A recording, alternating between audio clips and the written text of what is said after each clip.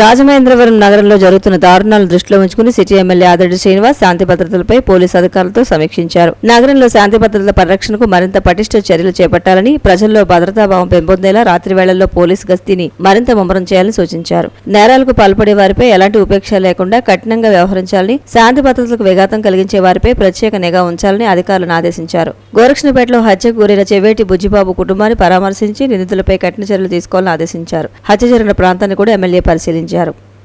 రాజానగరం నియోజకవర్గ పరిధిలోని లాలా చెరువు రైతు బజార్లో సన్నబియ్యం అమ్మకాలను ఎమ్మెల్యే బత్తుల బలరామకృష్ణ ప్రారంభించారు. అనంతరం రైతు బజార్లో తనిఖీలు చేశారు. కూరగాయల నాణ్యతను, ధరల పట్టికలను పరిశీలించారు. ఈ సందర్భంగా రైతు బజార్లో అందుతున్న సేవలపై కొనుగోలు చేయడానికి వచ్చిన సామాన్య ప్రజలు, వినియోగదారులను అడిగి తెలుసుకున్నారు. ప్రజలకు ఎట్టి పరిస్థితుల్లోనూ నాణ్యమైన, శుభ్రమైన కూరగాయలను మాత్రమే విక్రయించాలని అధికారులను, వ్యాపారులను ఆదేశించారు. ఈ కార్యక్రమంలో market committee vice chairman Mukka Devi Rambabu, BJP senior నాయకులు నీరుకొండ వీరన్న చౌదరి తదితరులు పాల్గొన్నారు. ఆగస్టు 15 లోపు వంట గ్యాస్ వినియోగదారులు ఈకేవైసీ ప్రక్రియను పూర్తి చేసుకోవాలని జిల్లా పౌర సరఫరాల అధికారి పి పార్వతి సూచించారు. గ్యాస్ కనెక్షన్ల దుర్వినియోగాన్ని నివారించడం, నిజమైన వినియోగదారులకు ఎటువంటి అంతరాయం లేకుండా గ్యాస్ సరఫరా కొనసాగించడం లక్ష్యంగా ఉందని తెలిపారు.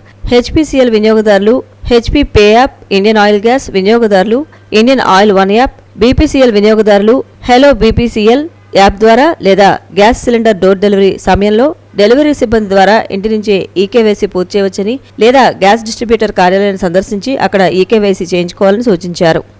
The Rajahmundry chamber of commerce మాజీ అధ్యక్షులు మహేష్ ఆటోమొబైల్స్ అధినేత లక్ష్మీ నారాయణ జవార్ నిన్న రాత్రి హఠాన్మరణం చెందారు. ఛాంబర్ నూతన భవనంలో జవార్ కీలక పాత్ర పోషించారు. జవార్ భౌతిక కాయాన్ని ఛాంబర్ ఆఫ్ కామర్స్ అధ్యక్షుడు తవ్వా రాజా, గౌరవ కార్యదర్శి ఆకుల శ్రీనివాస్, కార్యవర్గ సభ్యులు, ఛాంబర్ ట్రస్ట్ బోర్డు సభ్యులు సందర్శించి నివాళులర్పించారు.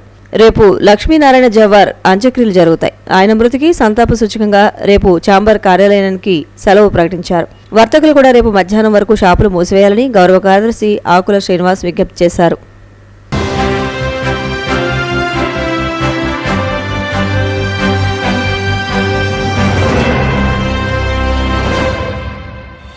నమస్కారం. సిసిసి డిజిటల్ 230 న్యూస్ బులెటిన్కు స్వాగతం. ఈనాటి వార్తలకు ముందుగా ముఖ్యాంశాలు.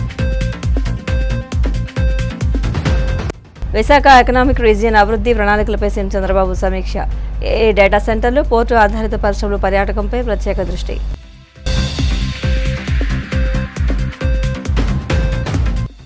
రౌడీజన్ ప్రదర్శించడం వైసీపీ రాజకీయ సంస్కృతిగా మారిందన్న మంత్రి సుభాష్. పొగాకు రైతుల సమస్యలపై మాట్లాడే నైతిక అర్హత జగన్కు లేదని ధ్వజం. గోదావరి పుష్కరాల ఏర్పాట్లపై సీఎస్ సాయి ప్రసాద్ సమీక్ష. భక్తుల్లో విశ్వాసాన్ని కల్పించేందుకు ఇప్పటి నుంచే కార్యాచరణ సిద్ధం చేయాలని అధికారులకు ఆదేశం.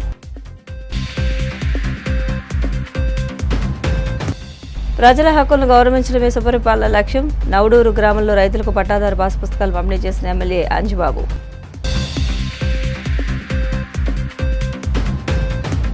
ఆంధ్రప్రదేశ్లో అభివృద్ధి అత్యంత కీలకమైన విశాఖ ఎకనామిక్ రీజియన్ అభివృద్ధి ప్రణాళికలపై ముఖ్యమంత్రి చంద్రబాబు అమరావతిలో ఉన్నత స్థాయి సమీక్ష నిర్వహించారు. ఈ బృహత్ ప్రాజెక్టు ద్వారా సుమారు 9.50 లక్షల కోట్ల భారీ పెట్టుబడులను ఆకర్షించడం లక్ష్యంగా ప్రభుత్వం ముందుకు సాగుతోంది. ఈ సమీక్ష సమావేశంలో వీఈఆర్ ప్రాజెక్టు ఆర్థిక స్వరూపాన్ని, కార్యాచరణను అధికారులు ముఖ్యమంత్రి వివరించారు. మొత్తం పెట్టుబడిలో భాగంగా ప్రభుత్వం 3.50 లక్షల కోట్ల నుంచి 4 లక్షల కోట్ల వరకు సమకూర్చాలని, మిగిలిన 5.30 లక్షల కోట్లను ప్రైవేట్ రంగం నుంచి రాబట్టేలా పక్కా ప్రణాళికతో ముందుకు వెళ్లాలని లక్ష్యంగా నిర్దేశించారు.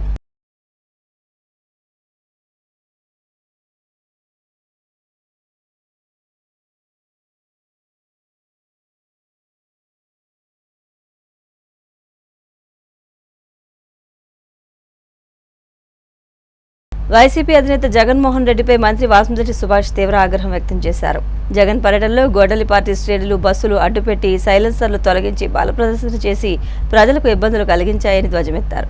రౌడీయిజాన్ని ప్రదర్శించడం వైసీపీ రాజకీయ సంస్కృతిగా మారిందని ఎద్దేవా చేశారు. పొగాకు రైతుల సమస్యలపై మాట్లాడే నైతిక అర్హత జగన్కు లేదని చెప్పుకొచ్చారు. వైసీపీ హయాంలో కేవలం 12.9 మిలియన్ కిలోల హెచ్డీ బర్లీ పొగాకు కొనుగోలు జరిగిందని ప్రస్తావించారు.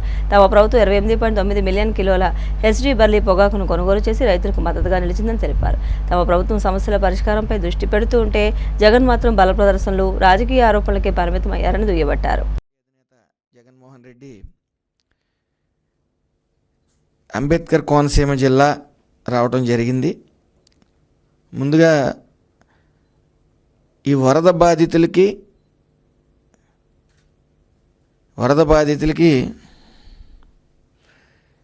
భరోసాగా నిలబడటానికి వచ్చారేమో అని భావించాం. అయితే ఆయన వాళ్ళు పార్టీ యొక్క సిద్ధాంతాలు వాళ్ళు వైఖరి చూపించడానికి వచ్చారన్న విషయం అక్కడికి క్లియర్గా అర్థమవుతూ ఉంది. ఎందుకంటే ఏదో ర్యాలీకి వచ్చినట్టు, విజయోత్సవ ర్యాలీకి వచ్చినట్టు సైలెన్సర్లు ఇప్పేయటం, దేవరపల్లి బస్ స్టాండ్ దగ్గర అడ్డంగా బళ్ళు పెట్టి ట్రాఫిక్ని సుమారు 2 గంటలు నిలిపివేయటం, పోలీసులతో వాగ్వాదం, అలాగే సీఎం అనే నానుడు. వాళ్ళు ప్రతిపక్ష హోదా లేదు అనే భావం కూడా వాళ్ళకి కలగట్లే. కానీ వాళ్ళు అలాగే ఉండాలని మనస్ఫూర్తిగా కోరుకుంటా ఉన్నాం. ఎందుకంటే రపరపా నరికేస్తామంటారు కొంచెంసేపు, బట్టలు ఇప్పి చూస్తాం అధికారులు అంటారు కొంచెంసేపు. ఇప్పుడు వరకు కూడా మేము గత 5 ఏళ్ళు ఇది చేసాం, లేకపోతే మేము వచ్చిన తర్వాత ఇది చేస్తామని చెప్పుకునే ఒరవడి ఎప్పుడూ లేదు. వాళ్ళు చెప్పేదల్లా ఏంటంటే మేము అధికారంలోకి వస్తే రపరపా నరికేస్తాం, అలజడి సృష్టిస్తాం, అధికారులకు బట్టలు ఇప్పిస్తాం అని చెప్పుకోవడం తప్ప అది మంచిది.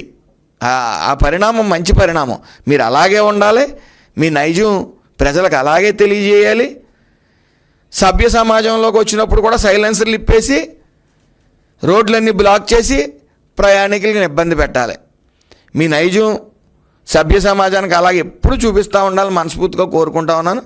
అదేవిధంగా ఈ విషయానికి వస్తే పొగాకు రైతుల్ని ఆదుకోవడం కోసం, వాళ్ళ తరపున పోరాటం కోసం వచ్చినట్టు చెప్పుకుంటా ఉన్నారు. అసలు పొగాకు రైతుల గురించి కానీ రైతుల గురించి కానీ మాట్లాడే నైతిక అర్హత మీకు ఉందా? ఆ విషయానికి వస్తే పొగాకు సాగు చేస్తున్న ప్రతి రైతుకి కూడా అండగా నిలబడటమే ఈ కూటమి ప్రభుత్వం ప్రాధాన్యత. అలాగే మార్కెట్లలో రైతులు నష్టపోకుండా అన్ని విధాలుగా కూడా రక్షణ కల్పించడం కూటమి ప్రభుత్వం లక్ష్యం అని ఎప్పటి నుంచో మనం స్పష్టం చేస్తూ వచ్చాం. రైతుల ప్రయోజనాల కోసం కేంద్ర ప్రభుత్వంతో నిరంతరం సంప్రదింపులు చేసి మార్కెట్ ఎక్కడా కూడా ఎప్పుడు కూడా స్టేబుల్గా ఉండేలాగా విజయం సాధిస్తానే వచ్చింది కూటమి ప్రభుత్వం. రైతులు నష్టపోకుండా ఉండేందుకు కిలో పొగాక్కి ₹20 చొప్పున ధర లోటు భర్తీ అందిస్తూ కొండంత అండగా నిలిచింది పొగాకు రైతులకి ఈ ప్రభుత్వం. అలాగే కేంద్రం రాష్ట్ర ప్రభుత్వం సమన్వయం చేసుకుంటూ సుమారు 188 కోట్ల ఆర్థిక భద్రతను రైతులకి అందుబాటులో తీసుకురావడం జరిగింది.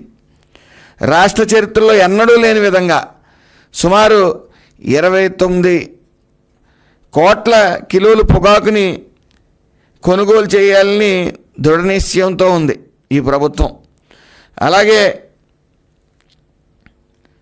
బ్రైట్ రకాన్ని 240, మీడియం రకానికి ₹190, లో గ్రేడ్కి ₹110 కంటే తగ్గకుండా వ్యాపారులతో చర్చించి రైతులకు గిట్టుబాటు ధర దక్కేలాగా గట్టి చర్యలు తీసుకోవడం జరిగింది. పొగాకు మార్కెట్ పరిస్థితులను క్షుణ్ణంగా సమీక్షిస్తూ గిట్టుబాటు ధర విషయంలో ఎక్కడా రాజీ పడకుండా ఈ ప్రభుత్వం ఎప్పటికప్పుడు మానిటరింగ్ చేసుకుంటూ ముందుకు వెళ్తూ ఉంది. అలాగే పొగాకు మార్కెట్లలో ధరలు పతనంలో నష్టపోతున్న రైతులకు తక్షణమే ఆదుకోవాలని, వారికి సరైన మద్దతు ధర దక్కేలా చర్యలు తీసుకోవాలని కోరుతూ ముఖ్యమంత్రి వర్యులు నారా చంద్రబాబు నాయుడు గారు కేంద్ర వాణిజ్య శాఖకు లేఖ రాయటం జరిగింది. మార్కెట్లో పొగాకు రకం ఏదైనా సరే కిలో ధర ₹200 కంటే అసలు తగ్గడానికి వీలు లేదని ముఖ్యమంత్రి నారా చంద్రబాబు నాయుడు గారు స్పష్టం చేయడం జరిగింది. అలాగే వేలం కేంద్రాల్లో నో బిడ్, లో బిడ్ అనే మాటలు వినిపించకూడదని, రైతులు తెచ్చిన ప్రతి పంటని కంపెనీలు ఖచ్చితంగా కొనుగోలు చేయాలని, వెనక్కి పంపడానికి వీలు లేదని గట్టి ఆదేశాలు మన ముఖ్యమంత్రి నారా చంద్రబాబు నాయుడు గారు ఇవ్వటం జరిగింది. అలాగే టొబాకో బోర్డు పరిధి దాటి దొంగచాటుగా అనధికారికంగా కొనుగోలు జరిపితే కఠిన చర్యలు ఉంటాయని చెప్పి సీఎం గారు స్పష్టం చేయడం జరిగింది. అదేవిధంగా ఇక ముసల కన్నీరు కారుస్తున్న జగన్మోహన్ రెడ్డి గత 5 ఏళ్ల ప్రభుత్వంలో అసలు పొగాకు రైతుల కష్టాలు ఎప్పుడైనా ఆయన చెవుకు వినిపించినాయా? ఏ రోజన్నా అటువైపు వాళ్ళ దిశగా ఆలోచించి కేంద్రానికి ఎప్పుడైనా లేఖ రాసిన బాపత ఎప్పుడైనా ఉందా? వివరాల్లోకి వెళ్తే 2020-23 మధ్య బర్లీ పొగాకు ధరలు క్వింటాలకి రూపాయలు 10,000 లోపే. రానున్న 2027 గోదావరి పుష్కరాలకు వచ్చే భక్తులకు ఎలాంటి ఇబ్బందులు కలగకుండా ఉండేందుకు ప్రభుత్వం తగిన జాగ్రత్తలు తీసుకుంటుంది. గోదావరి నది వెంబడి ఏ స్నానఘట్టంలోనైనా పుణ్యస్నానం ఆచరించవచ్చని విస్తృత అవగాహన కల్పించేలా ఇప్పటి నుంచి సమగ్ర కార్యాచరణ ప్రణాళికలను సిద్ధం చేయాలని అధికారులను ఆదేశించింది. అందులో భాగంగా ఏర్పాట్లను ఆంధ్రప్రదేశ్ ప్రభుత్వ ప్రధాన కార్యదర్శి జి సాయిప్రసాద్ పర్యవేక్షిస్తున్నారు. గోదావరి పుష్కరాలపై సచివాలయంలో ఆయన అధికారులతో సమీక్ష నిర్వహించారు.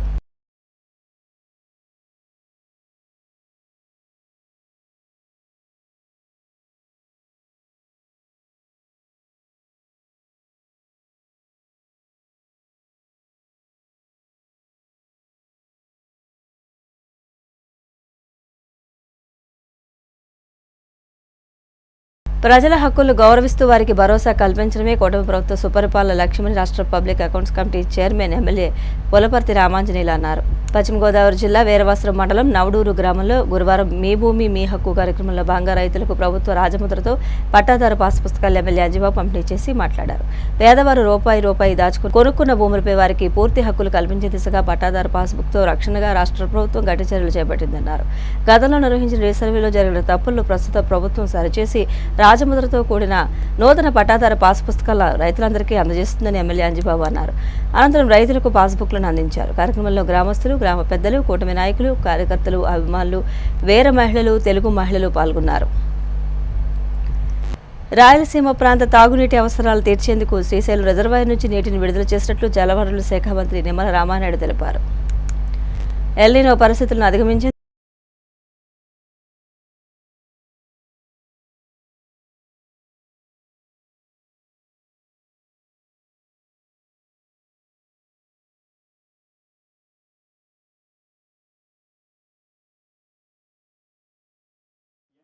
కూటమి అధికారంలో వచ్చిన తర్వాత ప్రధాన సమస్య రైతులు మా భూమి ఎక్కడ ఉంది, మా సరిహద్దులు ఎలా ఉన్నాయి, మా హక్కు సరిగ్గా ఉందా లేదా అనే సమస్యతోటి గత ప్రభుత్వంలో ఇబ్బంది పడ్డారు.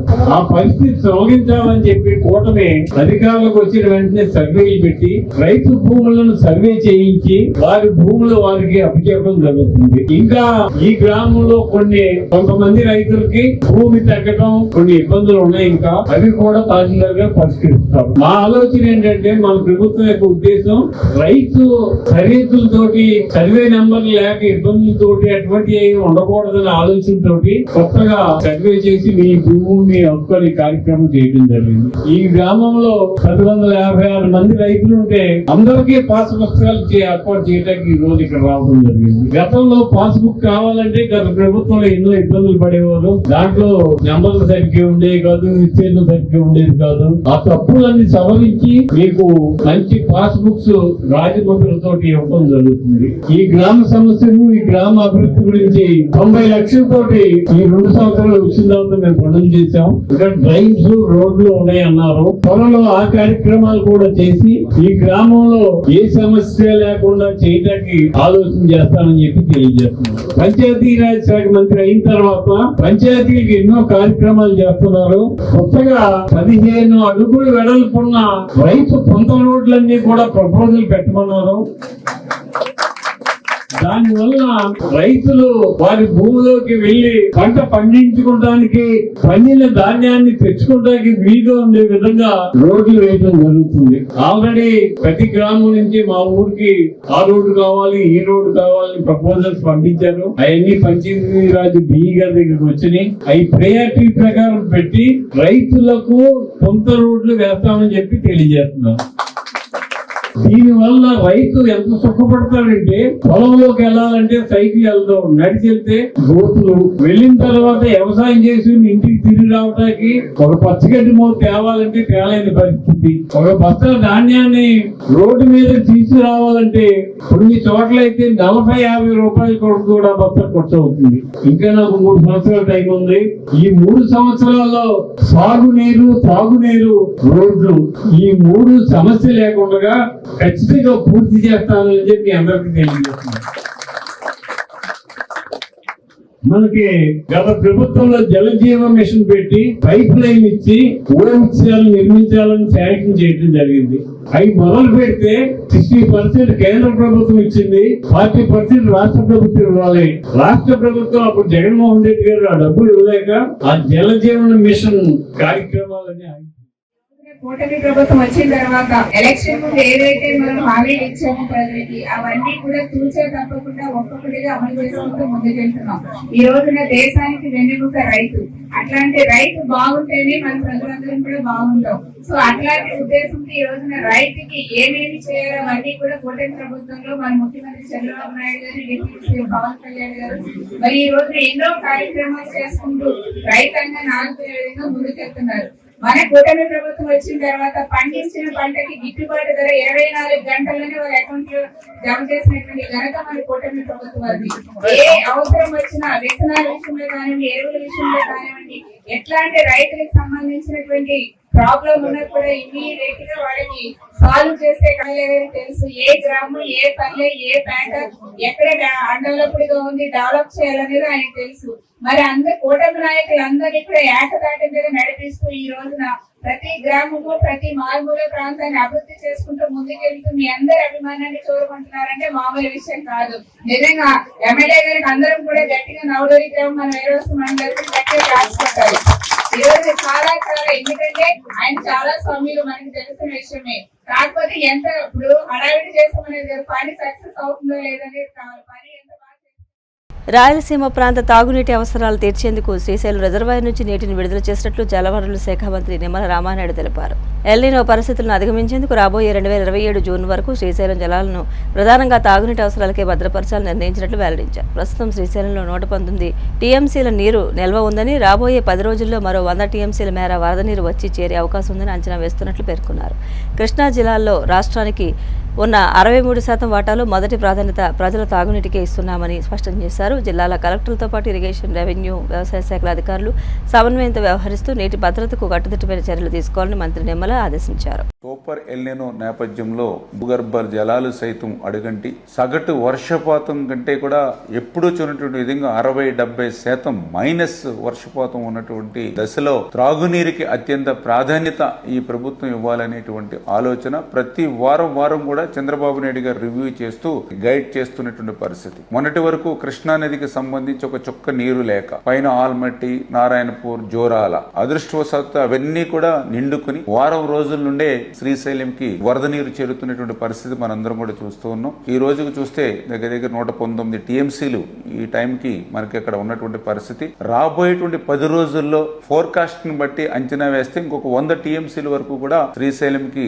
రావచ్చని అంచనా వేయడం జరుగుతుంది. ఈ రకంగా వచ్చినటువంటి శ్రీశైలం కృష్ణా వాటరు మన ఆంధ్రప్రదేశ్, తెలంగాణ మన రేషియో ఏదైతే 63% వాటా ఏదైతుందో ఆ వాటాకు వచ్చేటువంటి కృష్ణా జలాల్ని త్రాగునీరు కోసం అత్యంత ప్రాధాన్యతనివ్వాలనేటువంటి విధంగా. ఎందుకంటే రేపు సెప్టెంబర్, అక్టోబర్ నుంచి ఇంకా సూపర్ ఎల్నినో బలపడుతుంది, టెంపరేచర్స్ పెరుగుతూ ఉంటాయి, వడగాల్పులు ఇచ్చేటువంటి పరిస్థితి కూడా ఉంటుందనేటువంటి హెచ్చరికల నేపథ్యంలో 2027 జూన్ వరకు కూడా ఇప్పుడు ఉన్నటువంటి వాటిని మనం త్రాగునీరు కోసం భద్రపరచుకోవాలనేటువంటి ఆలోచన చంద్రబాబు నాయుడు గారు ఇచ్చినటువంటి మరి గైడ్ లైన్స్ ప్రకారమే ఈ రోజు కూడా హంద్రీనివాకి ఒక 13 టీఎంసీల వరకు కూడా ఆ రిజర్వాయర్ లో త్రాగునీటి కోసం నింపుకుని రిజర్వ్ చేసుకోవాలని ఈ రోజు విడుదల చేయడం జరిగింది. అదేవిధంగా పోతిరెడ్డిపాడు ద్వారా కూడా గాలేరు నగరికి గాని, అదేవిధంగా తెలుగు గంగకు గాని దగ్గర ఒక 20 టీఎంసీల నీరు కూడా విడుదలను రేపటి నుంచి చేసి అది కూడా డ్రింకింగ్ వాటర్ కోసమే 2027 జూన్ వరకు కూడా భద్రపరచుకోవాలని చెప్పేసి కూడా స్పష్టంగా అధికారులకు కూడా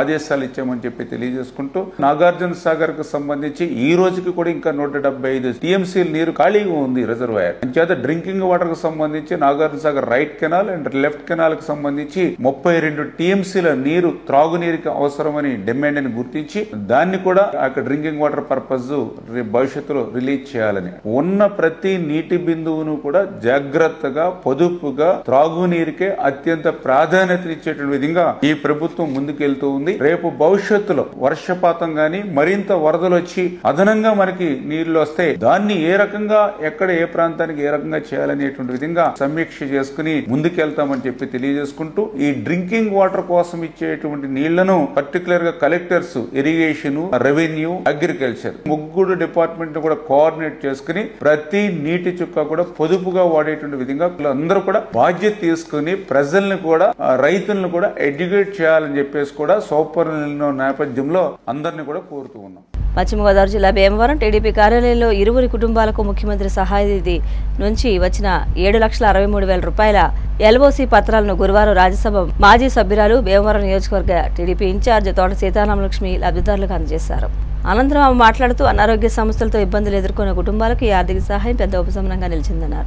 వీరవాసరం మండలం నేలపోగుల గ్రామానికి చెందిన చింతలపల్లి లీలా కుమారికి నెలలు నిండకుండా పుట్టిన బేబీకి ట్రీట్మెంట్ నిమిత్తం 5,05,000 రూపాయలు, భీమవరం మండలం ఎల్వీఎన్పురం గ్రామానికి చెందిన మల్లాడి రాధాకుమారికి ఊపిరితిత్తుల వ్యాధి చికిత్స నిమిత్తం 2,58,000 రూపాయల చొప్పున మొత్తం 7,63,000 రూపాయలు విలువైన చెక్కులను అందజేయడం జరిగిందన్నారు.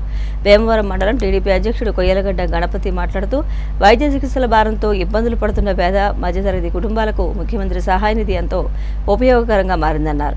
రాజకీయ కార్పొరేషన్ డైరెక్టర్ ఉప్పులూరు చంద్రశేఖర్ మాట్లాడుతూ ముఖ్యమంత్రి సహాయ నిధి ద్వారా అత్యవసర వైద్య అవసరాలకు తక్షణ సహాయం అందించడం ద్వారా అనేక కుటుంబాలకు భరోసా కల్పిస్తున్నామని, ప్రజల ఆరోగ్యం సంక్షేమం ఎన్డీఏ కూటమి ప్రభుత్వానికి అత్యంత ప్రాధాన్యత కలిగిన అంశమన్నారు. ఓసీ అంటే ఎమర్జెన్సీగా మనం సేమ్ నుంచి ఫండ్స్ ఎవరైతే వైద్య నిమిత్తం పెట్టుకున్నారో వాళ్ళందరికీ కూడా ఒకే ఒక్క రోజులో వాళ్ళ ఏదైతే ఇబ్బంది ఉందని హాస్పిటల్ నుంచి తెచ్చుకుంటే ఒకే ఒక రోజులో చేసి ఎల్ఓసిని మరి వీళ్ళందరూ కూడా దాదాపుగా వీరవసరం మండలం నేలపోగుల గ్రామం కూడా రావడం జరిగింది. రూరల్ మండలం నుంచి కూడా ఎల్వీఎన్పురం నుంచి కూడా ఒక ఆవిడ హాస్పిటల్లో జాయిన్ అవటం, ఎమర్జెన్సీగా దాదాపుగా 2,65,000 వాళ్ళకి శాంక్షన్ చేయడం జరిగింది. ఒక చంటి బిడ్డ అంటే నెలల్లో నిండగానే చాలా లైట్ వెయిట్ తో పుడితే ఆ బేబీని హాస్పిటల్లో జాయిన్ చేయటం, వైద్య నిమిత్తం దాదాపుగా 5,48,000 శాంక్షన్ చేయడం జరిగింది.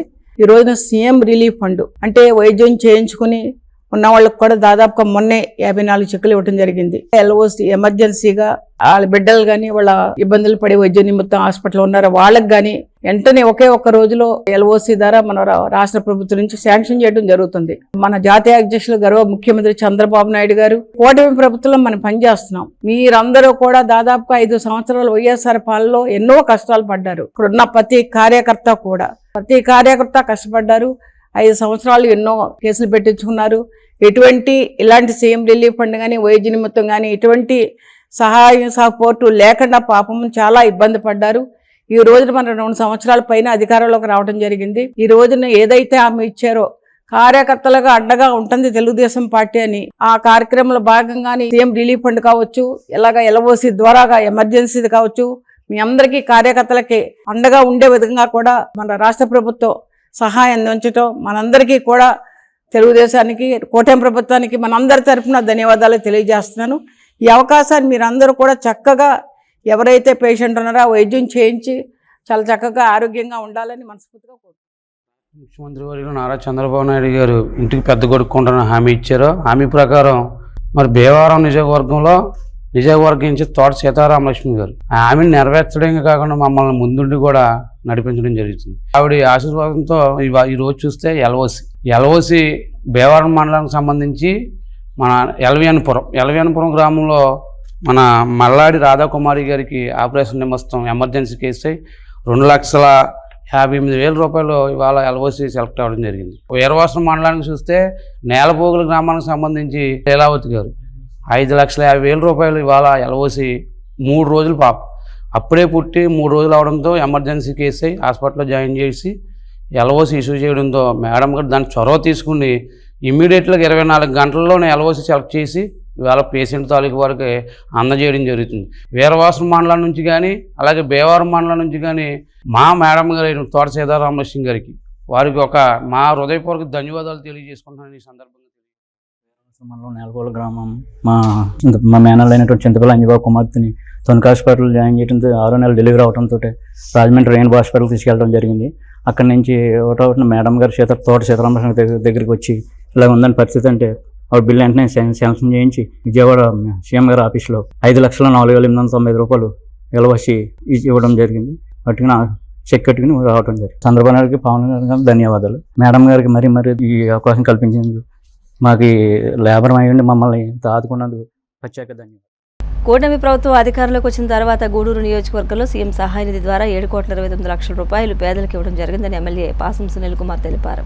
నెల్లూరు జిల్లా గూడూరు పట్టణంలోని ఎమ్మెల్యే క్యాంపు కార్యాలయంలో సీఎం సహాయ నిధి ద్వారా మంజూరైన 51 లక్షల రూపాయల చెక్కులను ఎమ్మెల్యే సునీల్ కుమార్ లబ్ధిదారులకు అందజేశారు. ఈ సందర్భంగా ఎమ్మెల్యే మాట్లాడుతూ రాష్ట్రం ఎన్ని ఆర్థిక ఇబ్బందుల్లో ఉన్న పేద ప్రజలకు సీఎం సహాయ నిధి అందిస్తోందని తెలిపారు. పార్టీలకు అతీతంగా సీఎంఆర్ఎఫ్ అందిస్తున్నామని, సహాయం పొందిన వారు ముఖ్యమంత్రి చంద్రబాబును గుర్తుంచుకోవాలని సూచించారు.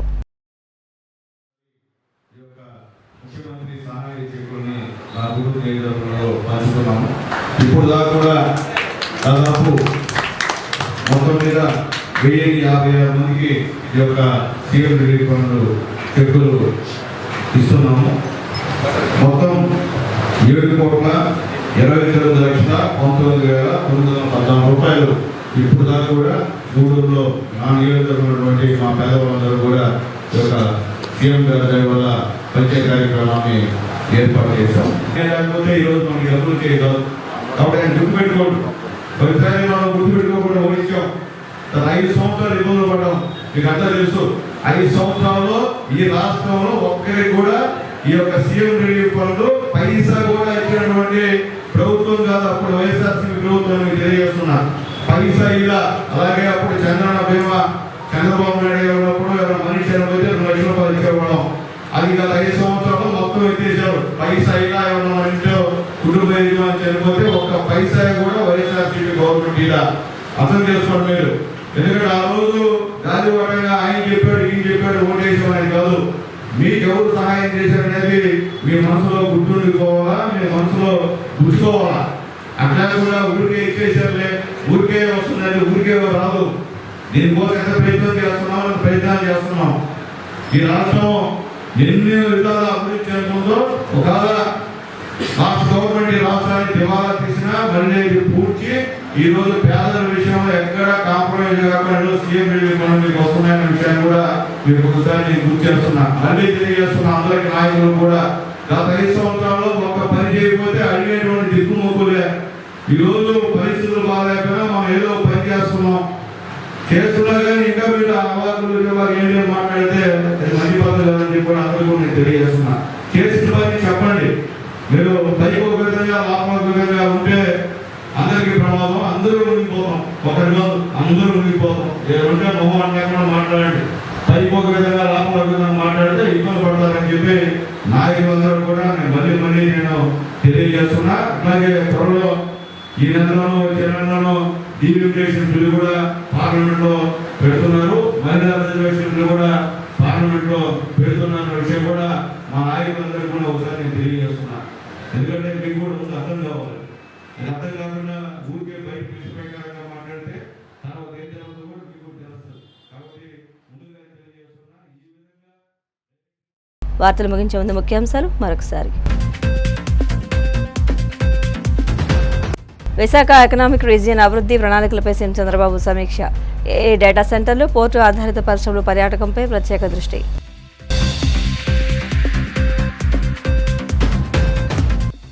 రౌడీజన్ ప్రదర్శించిన వైసీపీ రాజకీయ సంస్కృతిగా మారిందన్న మంత్రి సుభాష్. పొగాకు రైతుల సమస్యలపై మాట్లాడే నైతిక అర్హత జగన్కు లేదని ధ్వజం. గోదావరి పుష్కరాల ఏర్పాట్లపై సీఎస్ సాయి ప్రసాద్ సమీక్ష. భక్తుల్లో విశ్వాసాన్ని కల్పించేందుకు ఇప్పటి నుంచే కార్యాచరణ సిద్ధం చేయాలని అధికారులకు ఆదేశం. ప్రజల హక్కులను గౌరవించడమే సుపరిపాలన లక్ష్యం. నవడూరు గ్రామంలో రైతులకు పట్టాదారు పాస్ పుస్తకాలు పంపిణీ చేసిన ఎమ్మెల్యే అంజిబాబు.